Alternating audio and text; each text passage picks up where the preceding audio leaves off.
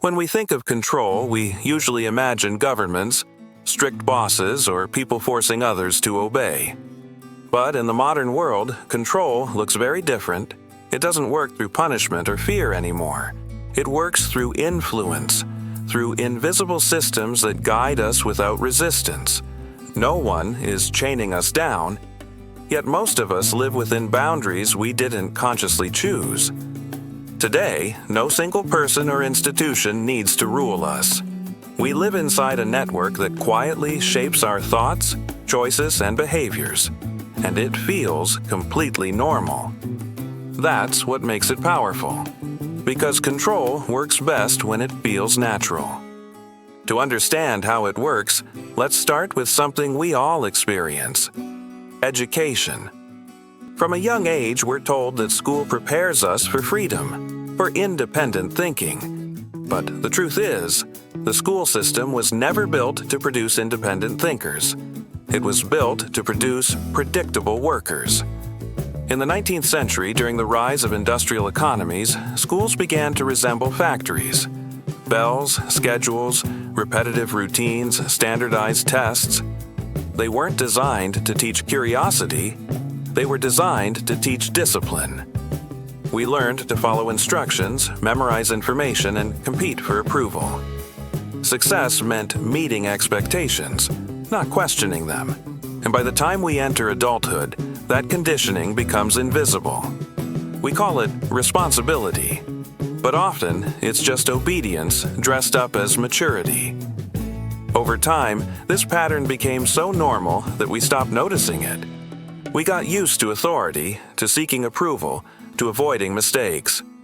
The mindset of the classroom carried into our workplaces and our social lives. The teacher became the boss, the law, or public opinion. And we kept responding the same way. Not asking why, just trying to do it right. The second layer of control comes from media.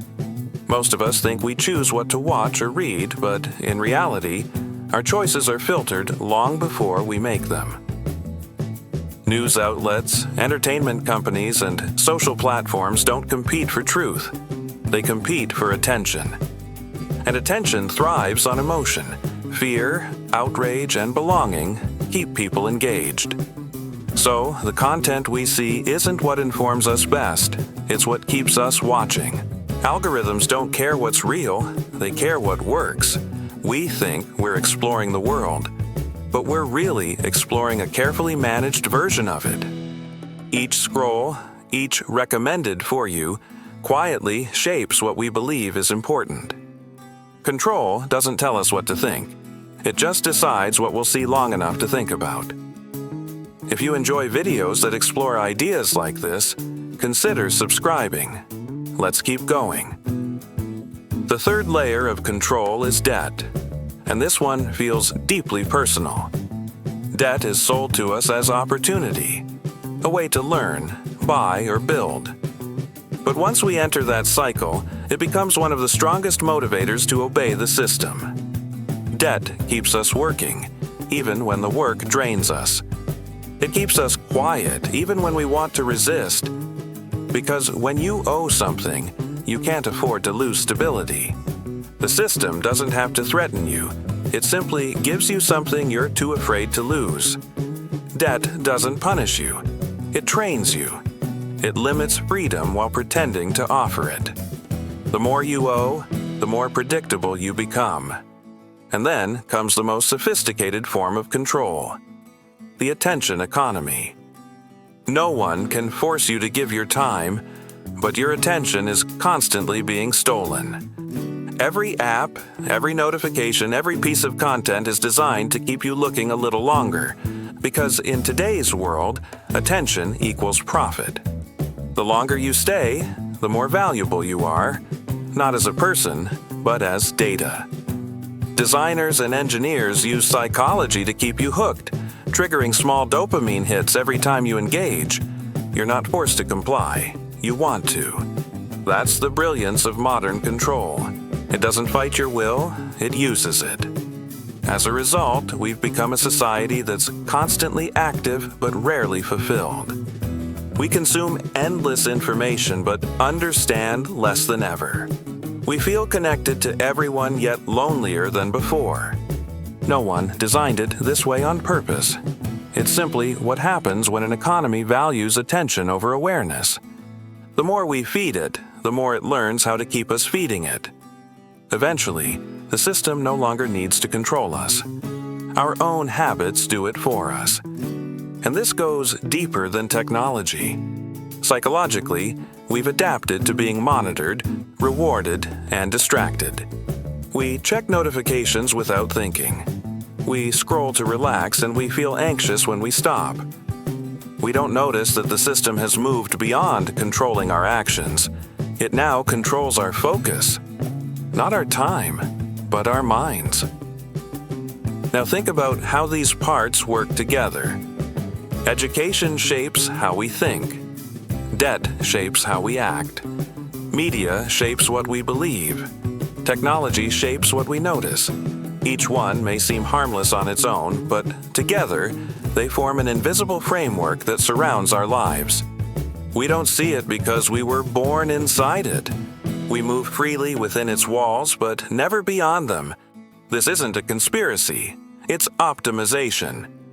Every part of modern society is designed to be efficient, profitable, and predictable. And that same logic has quietly been applied to people. We've been optimized for productivity, for consumption, for compliance. What does that mean for us as individuals? It means no one needs to control us anymore. We've learned to control ourselves. We manage our own behavior based on values we didn't choose. We measure our worth by productivity, our morality by busyness, our happiness by performance. We don't question the system, we question ourselves. That's why control today is so resilient. It doesn't rely on force because obedience has become self-sustaining. Modern control doesn't need oppression. It just needs alignment. As long as our goals match the system's goals, work hard, earn more, consume more, we'll never see the problem. The loop keeps running because we call it normal life.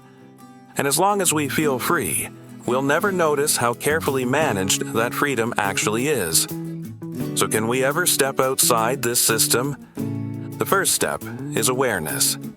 Recognizing how education, media, and technology shape our choices changes the way we interact with them. When you start to see the pattern, you stop responding automatically. You begin to make conscious choices instead of conditioned ones. And that's where real freedom begins. Not in rejecting the system completely, but in understanding it well enough to move through it with your eyes open. Still, this awareness leads to an even deeper question. Even when people know they're being influenced, why do they still obey? Why do ordinary individuals follow orders that go against their own values? Why do we comply with systems that limit us, even when we understand them? That's not just about institutions, that's about human nature itself. In the next episode of Behind the World, we'll explore that psychological side of control. The reason why people obey authority, even when it leads to harm. It's a story about power, morality, and the human mind, and understanding it may reveal more about control than any system ever could.